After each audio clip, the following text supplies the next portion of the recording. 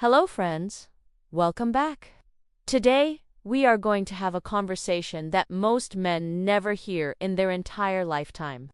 We are going to open the door to a topic that is often kept in the dark, hidden behind embarrassment, silence, or outdated myths. We are going to talk about intimacy, the reality of the female body, and the specific mistakes men make after 60 that destroy connection. I know this might make you blush a little. It might feel like we are crossing a line of privacy. But I promise you, if you stay with me, this information will change the way you think about your partner, your confidence, and your health. Because here's the truth that nobody tells older men. Intimacy does not retire. Passion does not have an expiration date. Yet, I see so many men giving up. They think they are too old for a deep connection. Or worse, they think their partner has lost interest. When in reality, the problem often comes down to a few, small, manageable misunderstandings about biology and hygiene. Today, we are going deep. We are going to cover the 5 critical habits and truths regarding intimacy, fluids, and emotional safety that you need to know. We will explore the science behind what is happening, the emotional impact of your reactions, and the practical steps you can take to reclaim a thriving, intimate life.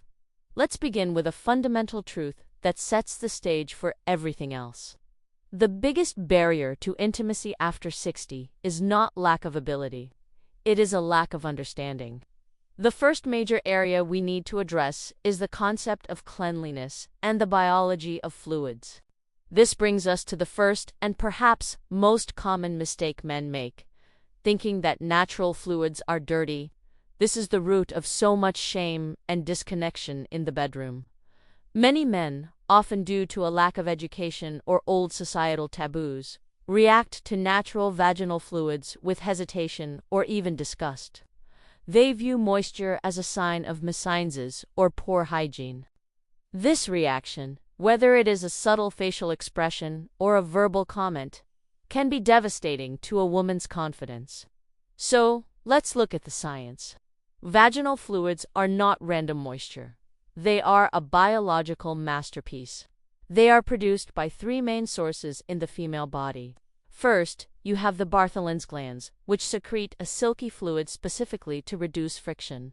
Second, you have the Skene's glands, sometimes called the female prostate, which add lubrication during arousal. And third, the cervix itself provides mucus that protects and balances the vaginal environment. These fluids are mostly water, combined with amino acids, enzymes, minerals, and lactic acid. Their purpose is to protect delicate tissue, reduce the risk of infection, and make intimacy safe and pleasurable. When a man rejects these fluids, or treats them as something gross, he is effectively rejecting the body's natural signal that connection is possible. Emotionally, this creates deep shame in a partner. If a woman feels that her natural response to you is repulsive, she will shut down. Her body will literally stop producing the lubrication needed for intimacy, creating a self-fulfilling prophecy where sex becomes painful or impossible. The shift you need to make is mental. Do not think of fluids as dirty. Think of them as a sign of health. Think of them as a compliment. It is the body saying, "I am ready and I am safe." When you embrace this reality, you signal to your partner that you accept her completely. Now, moving deeper into the sensory experience, we have to talk about the second major hurdle: ignoring the reality of taste and smell. This is often the number one private question men want to ask, but are too afraid to voice. They notice a change in scent or taste, and they don't know how to handle it. They pull away. They stop performing oral intimacy. They create distance without explaining why. Here is the biological reality you must understand. Fluids vary. Just like your sweat changes smell, depending on what you ate yesterday, a woman's scent profile changes based on diet, hydration, hormones, stress, and medications. For example, a diet rich in pineapple or citrus, combined with high hydration, often results in a sweeter, lighter taste. On the other hand, strong spices like garlic and onions, or habits like coffee and alcohol consumption can give fluids a stronger, sharper edge. This is basic chemistry. Furthermore, age plays a significant role. Hormones dictate the environment. After menopause, when estrogen levels drop, fluids may become less abundant or slightly more acidic. This is not a flaw, it is nature. The mistake men make is turning this normal variation into criticism. If you pull away in disgust, you damage the relationship. However, you also shouldn't ignore it if there is a sudden, unpleasant change. A strong, fishy, or uncomfortable odor is usually not a hygiene failure. It is a sign of a common, treatable imbalance, like bacterial vaginal. It is a medical issue, not a character flaw. So, how do you handle this? You handle it with diplomacy and hygiene leadership. If you notice a change, don't accuse. Instead, suggest a refreshing shower together before intimacy. Make it part of the foreplay. Let's wash up and relax together. This removes the judgment and focuses on the mutual experience. Encourage hydration for both of you. Drinking water is the simplest way to improve the scent and taste of all bodily fluids. Remember, acceptance is more arousing than judgment.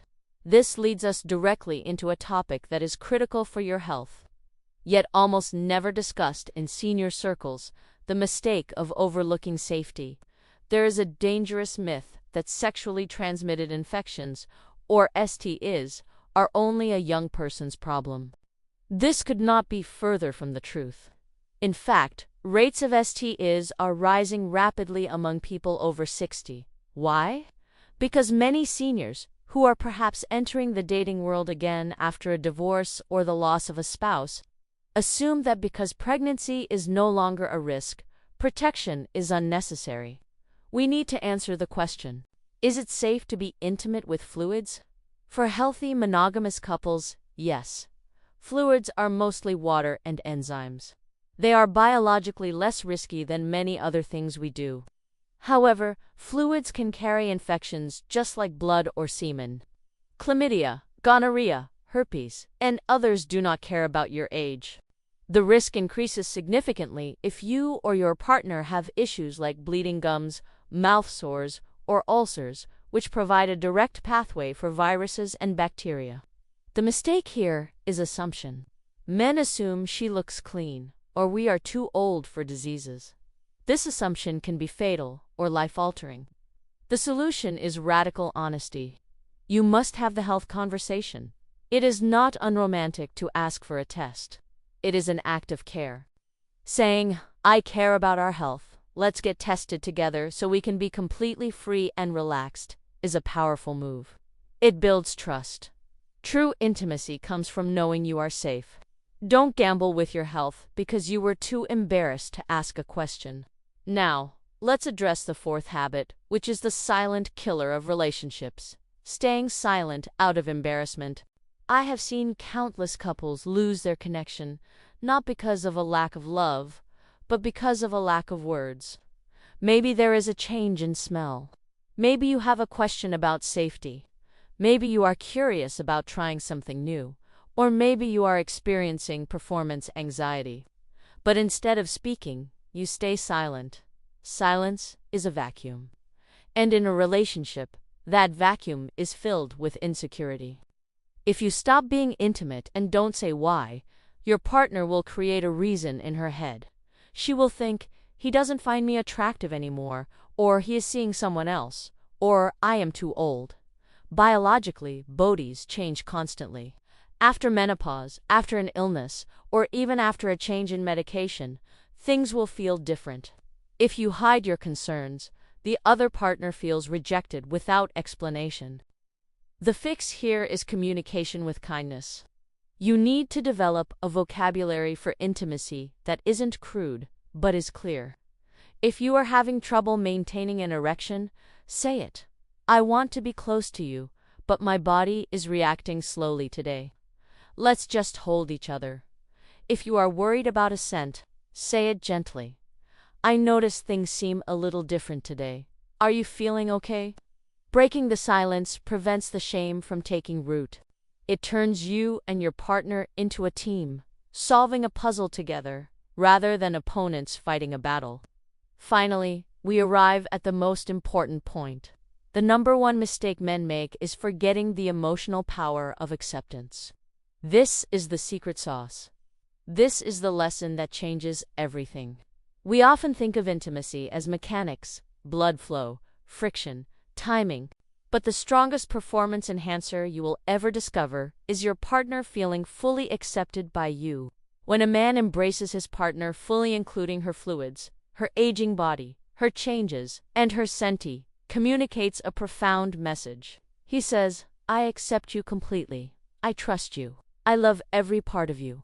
Biologically, this acceptance triggers a release of oxytocin in the woman's brain.